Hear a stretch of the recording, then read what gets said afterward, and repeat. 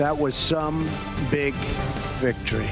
Today, January 20th, 2017, Donald Trump will be sworn in as the 45th President of the United States. We're going to unify our country.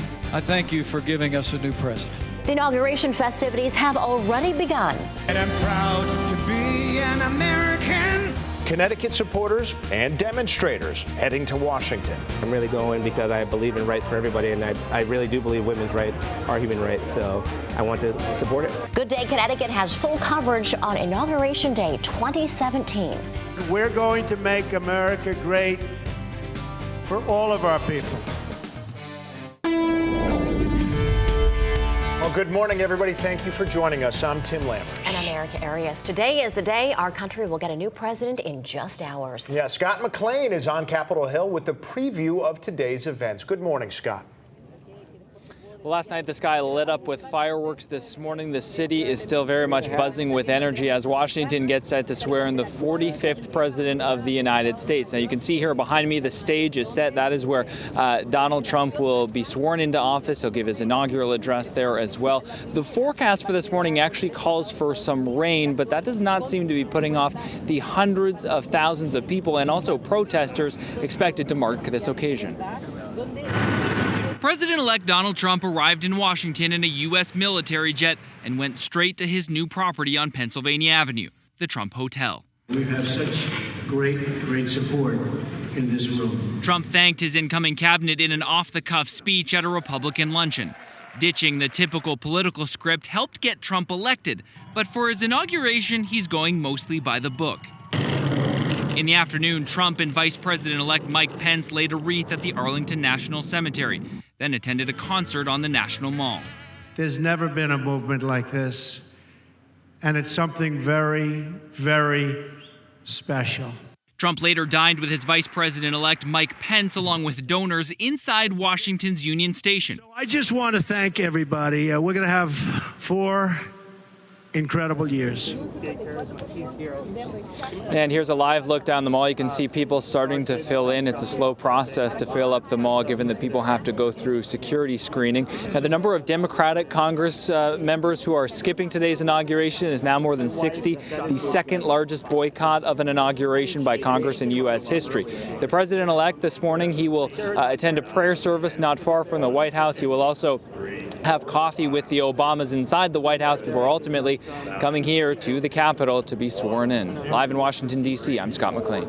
Scott, thank you so much. Now, our next president did visit Connecticut at least 4 times in the past year. And Amanda Rouse is the report. She's going to look back at some of his controversial remarks that he made relative to the state, and that's happening in just a little bit. But first, we're checking in right now with meteorologist Danny Moran to get the latest on the weather out there today as we head into the weekend. And it's looking pretty good, aside from some rain, right? Temperatures are way up. Exactly, yeah. This is way above average for this time of year. So we're starting off in the 30s. We'll end up in the 40s this afternoon. And some of that rain that they're expecting down in D.C. later on today, that will actually make its way into our area as we go on for this evening. So if you do have Friday dinner plans, you certainly want to bring the umbrella and have the rain gear ready to go. So temperatures right now we're in the 30s, and most of today will be dry. You know, as we go on for the evening, that's when that rain will move in. But for the time being, the morning, the midday, most of the afternoon should be perfectly fine.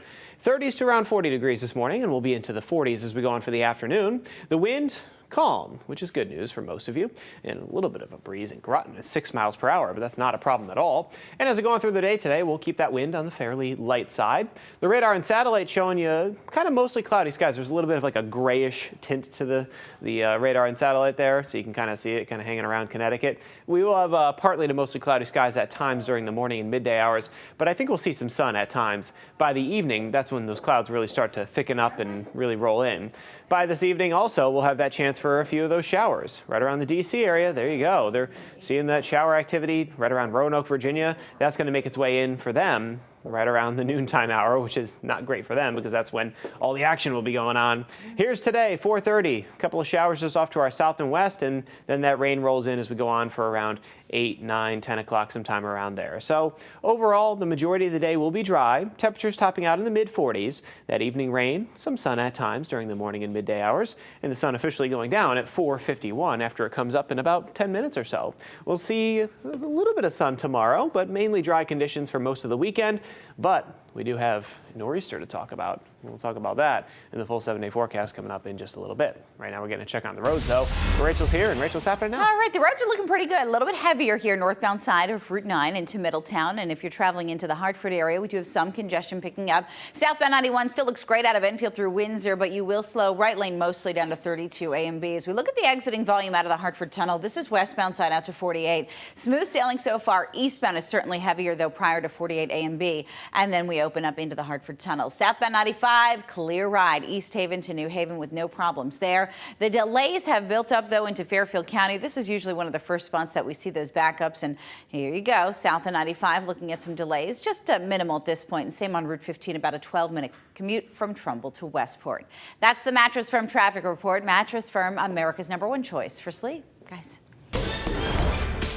Okay, we do have some breaking news out of Winstead this morning. Local and state police are investigating what witnesses call a shooting that happened at 20 Rock Street. Now, we were the first station on the scene there early this morning. You are looking at live pictures right now. We don't know who was hurt or what their condition is right now. Meanwhile, this is the other scene that state police are investigating. There's no word yet on how the two scenes are connected, but we are told that they are possibly connected. We have more information. We're following this. As you can see, we have a crew there on the scene, and when we get an update, we'll certainly bring that to you. Meantime, this morning, a missing University of New Haven student has been found safe. 18-year-old Allie McCrory disappeared from the West Haven campus Wednesday afternoon. Police say McCrory was eventually found in New Haven by the Yale Police Department, and she is in good health. It's still unclear exactly what happened, but investigators believe McCrory may have left campus by herself when she called for an Uber ride.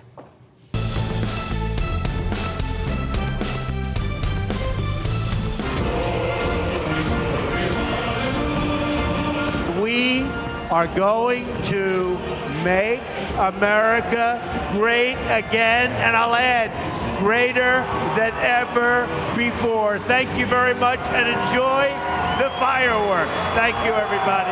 Thank you. The celebration already underway in Washington, D.C. Today is the day Donald Trump will be sworn in as the next president. Yeah, it is one of the hallmarks of American democracy that will be on public display today in Washington. Of course, the peaceful transition of power. President Obama is expected to look on there at the Capitol as Trump takes the oath of office at noon today. This is what it looks like right now. Yeah, what a beautiful live look right there at the White House. Movers will have just 6 hours today to shuffle all of the Obama family's belongings out of the White House and get everything in place for the Trump family. And many people from our state will also be in Washington, D.C. for the inauguration today. We caught up with a traveler at Bradley International Airport last night who said he's very excited for the new administration. I think it's an opportunity for us all to come together, put our differences aside, and just enjoy the moment. I'm going to go meet up with about 1 million other people who are just as excited as I am about what's going on. And Joseph Villano also said that he's eager to witness a peaceful transition of power from one president to another. Well, in the meantime, several other groups are waiting until Saturday to head down to D.C. That's for the Women's March on Washington, and that includes one group right here in Connecticut. The groups have been meeting at the New London hotspot Hot Rod Cafe to plan their trip. Over the past week, they've been meeting there at the restaurant to make signs. Now, the restaurant's owner, Rod Cornish, helped to organize the trip. In about a day, he got more than a group of more than 50 people on board. I'm not going to protest anything. I'm really going because I believe in rights for everybody, and I really do believe women's rights are human rights, so I want to support it. We were very conscious of there was nothing anti-Trump. It's about us. It's about my children and my grandchildren. Well, that group is going to be filing onto the bus tomorrow bright and early at 1 a.m. so they can ship off to the Capitol. Well, as you may know by now, there are a lot of Democratic lawmakers boycotting today's inauguration, but Connecticut's entire congressional delegation will be there. Senators Richard Blumenthal and Chris Murphy, both Democrats, have said they're going out of respect for the presidential office and that they are determined to find common ground with the Republican Trump administration. Also, all 5 of Connecticut's House representatives will attend as well, although dozens of their Democratic colleagues have refused to go. And today, Donald Trump will be sworn in as President of the United States. We hope you join us at 11 a.m. for our special coverage of the inauguration parade and ceremony. We're going to have live coverage here on Fox 61, on our Fox 61 News app, and of course also on our Facebook page. Amanda? Erica, Donald Trump ran a campaign like we've never seen before, and it got him to where he is today. Part of that campaign took him to our state, and there was no shortage of jabs at our Democratic lawmakers. Who loves Hartford, Connecticut? Everybody. Donald Trump made several stops in Connecticut during the 2016 election, visiting 3 times ahead of the primary and once in the fall before the November election. All right, get him out of here. Get him out. Get him out.